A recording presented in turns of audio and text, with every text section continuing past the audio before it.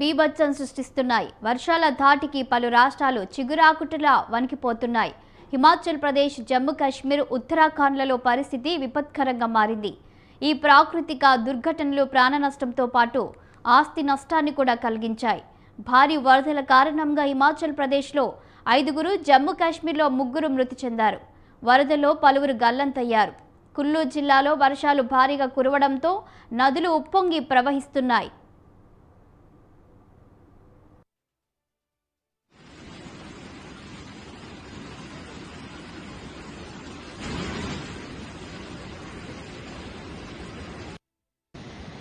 नाला बन गया है भैया, कुछ गाड़ियां फिर पार्किंग में लगी है।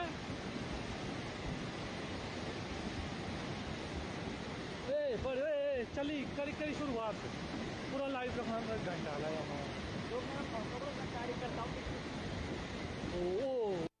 जो ऊपर नहीं था डोंगे वो लगा पर यहाँ अरे वाले पत्थर वहाँ टोल गई वहाँ तब भी जो पानी है देखो